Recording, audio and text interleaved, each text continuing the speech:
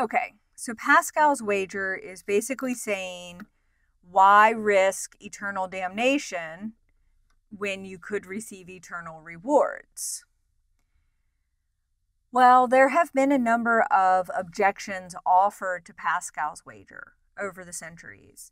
Now, a couple of them he actually sort of offered up himself so he could show that they may not be successful. And the first one is that I have no control over my beliefs. All right, imagine this, okay? How many of you all believe in Santa Claus? And when I say believe, I mean deep down in the depths of your soul, you have a devout and strong belief that Santa Claus, the jolly old elf that makes toys in the North Pole with elves all year, and then on Christmas Eve gets in his sleigh and flies around the sky with 8 reindeer, sometimes 9, to deliver those toys to the good boys and girls of the world. Okay? Now, my suspicion is none of y'all have that belief.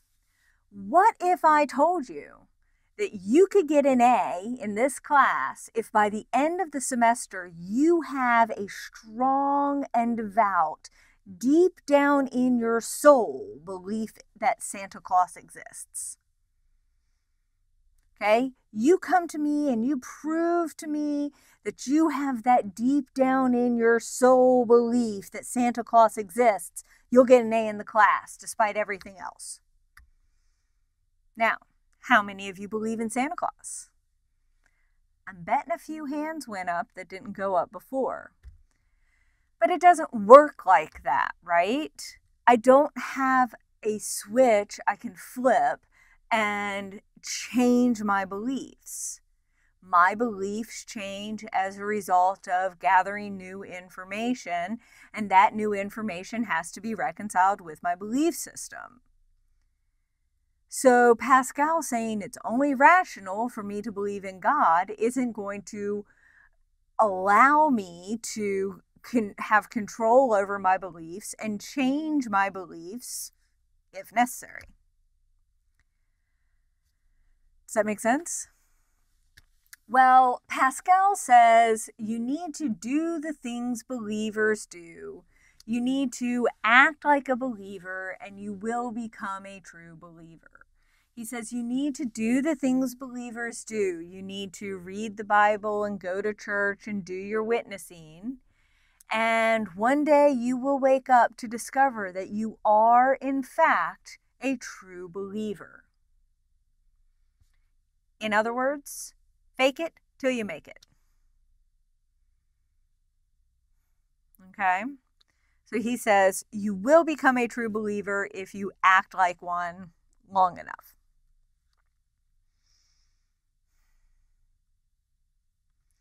Well, next, the objection is that God wouldn't reward a believer based on this. God wouldn't reward someone. God wouldn't let somebody into heaven just because they believed because they were afraid of going to hell. Makes sense, right? If I simply believe because I don't want to suffer the consequences of not believing, and God's all-knowing, God knows that's why I'm believing, and why in the world would he reward me for that? Well, Pascal says you forget. The goal is to become a true believer. Once you are a true believer, you get to go to heaven. Once you are a true believer, you receive the eternal rewards upon your death. God doesn't care how you got to the party. He only cares that you showed up. So work on becoming a true believer, and at that point, you get to go to heaven. In the meantime, be really, really careful crossing the street. Because if you die before you make it to that level of being a true believer, you have to go to hell. Does that make sense? These are two somewhat superficial objections to Pascal's wager. Pascal offered us the responses to them.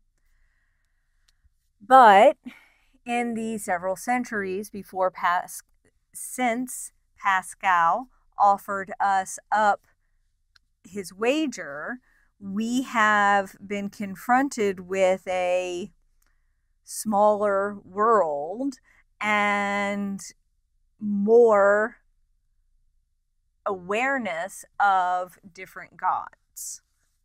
And so the slightly more serious objection to Pascal wagers is what's called the many gods objection. Basically, there are lots and lots and lots and lots of gods that we could believe in. We've got the Judeo-Christian God, we've got Allah, we've got Vishnu, we've got Zeus, we've got the Einstein God. Have y'all heard of Einstein God? He's got like crazy hair and he wears a pink bow tie that has polka dots and it lights up. And if you believe in him when you die, you get to eat all of the most wonderful bagels and drink all of the perfect coffee in the world forever and ever. But if you don't believe in him and he exists, then you have to spend an eternity eating stale bagels and burnt coffee.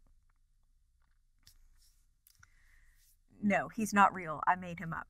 The point is that we have all of these options, okay? We have all of these gods to choose from. And Pascal says, you know, look, here's this table, and if he exists, we get to go to heaven. If he doesn't, we go to hell, so we need to believe. But which God should we believe in? Should we believe in the Judeo-Christian God, the God of Islam? Should we believe in the Einstein God, in Zeus, in Vishnu? Which one do we believe in?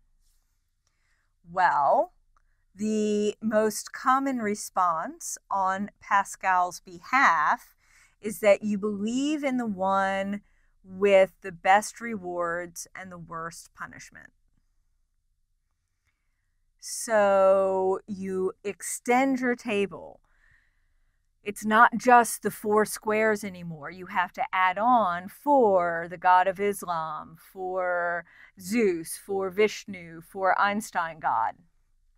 And you can line them all up and you compare which one gives you the best rewards for believing and the worst punishment for not believing. That's the one you choose. That's the one you believe in, Pascal says. It's only rational to go with the odds, so to speak. And the bottom line is that the Judeo-Christian God with the eternal happiness versus eternal damnation sort of fits the bill there. Does that make sense?